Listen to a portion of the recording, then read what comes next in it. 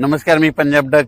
राज्यातल्या सर्व शेतकऱ्यांना सांगू इच्छितो की आजपासून राज्यातला पाऊस चांगला वाढत जाणार आहे. हे पाऊस चांगला 30 तारखेपर्यंत 30 जुलैपर्यंत दररोज वेगवेगळ्या भागात पडत राहणार आहे. म्हणून हा अंदाज सर्व शेतकऱ्यांनी लक्षात घ्यायचा. सांगायचं झालं तर राज्यात काही भागामध्ये जास्त पाऊस पडणार आहे. तर तुम्हाला सांगू इच्छितो, नागपूर, भंडारा, गोंदिया, अमरावती या पट्ट्यामध्ये काय होणार आहे, एक लो प्रेशर चक्रीवादळ जात असल्यामुळं त्या 4 जिल्ह्यामध्ये खूप मुसळधार ते अतिमुसळधार हेवी टू हेवी रेन होणार आहे. चांगला 300 ते 400 मिलीमीटर तिकडे पाऊस पडू शकतो. म्हणून हा अंदाज नागपूर, भंडारा, गोंदिया, अमरावती त्या शेतकऱ्यांनी लक्ष द्यायचा. त्याच्यानंतर परत राज्यामध्ये आणखी एका ठिकाणी पाऊस पडणार आहे.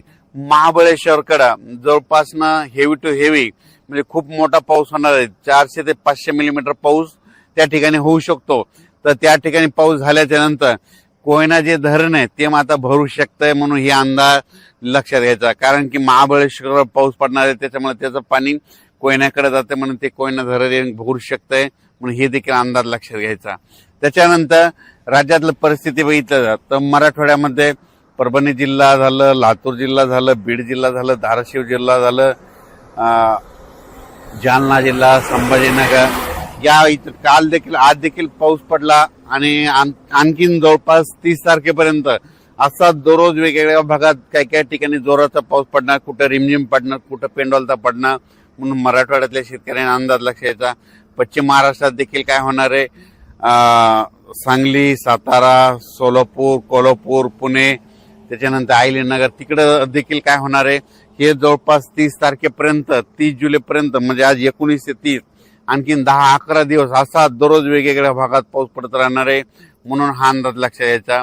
त्याच्यानंतर इकडे उत्तर महाराष्ट्राकडं नंदुरबार जिल्हा झालं, धुळे जिल्हा झालं, नाशिक जिल्हा झालं, त्याच्यानंतर अहिल्यानगर, इकडं संभाजीनगर ह्या पट्ट्यामध्ये देखील काय होणार आहे की तिकडे देखील असा म्हणजे 19 तारखेपासून ते 30 जुलैपर्यंत असा दररोज वेगवेगळ्या भागात विखुरलेल्या स्वरूपाचा पाऊस पडणार आहे. म्हणून हा अंदाज लक्षात यायचा. मुंबई पुण्याला देखील जोराचा पाऊस सुरू राहणार आहे. म्हणून हे देखील लक्षात यायचं.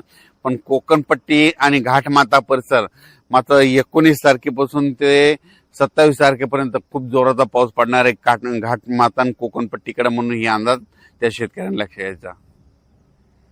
तसेच नांदेड जिल्हा, हिंगोली जिल्हा, परभणी जिल्ह्यातला काही भाग तिथं, त्याच्यानंतर धाराशिव, लातूर त्या आणि बीड जिल्ह्यात जे भाग वंचित राहिला आहे त्या ह्या 5-6 दिवसामध्ये ज्या भागात पाऊस नाही पडलेला तिथं पडून जाईल आणि त्या भागातील शेतकऱ्याची पेरणी होणार आहे. म्हणून हा अंदाज सर्व शेतकऱ्यांना लक्षात यायचा.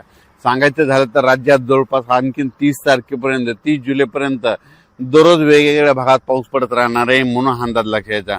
पण राज्यात मात्र 19 जुलै ते 26 जुलै त्यानंतर इकडं नागपूर, भंडारा, गोंदिया, अमरावती त्या परिसरामध्ये त्या 4 जिल्ह्यामध्ये काही ठिकाणी अतिमुसळधार पाऊस होणार आहे. म्हणून हा अंदाज त्या शेतकऱ्यांनी लक्षात यायचा.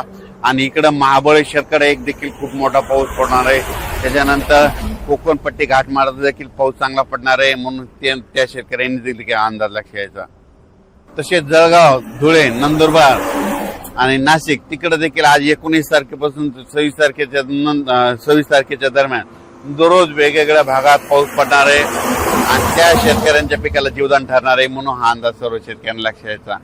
आणि त्याच्यानंतर अहिल्यानगर जिल्ह्यामध्ये आज 19 तारखेपासून ते 26 तारखेच्या दरम्यान दररोजच पाऊस वाढत जाणार आहे, सगळीकडे पडत जाणार आहे आणि सगळ्या अहिल्यानगर जिल्ह्यातील सर्व तालुक्यामध्ये पडणार आहे. म्हणून त्यांनी देखील हा अंदाज लक्षात यायचा.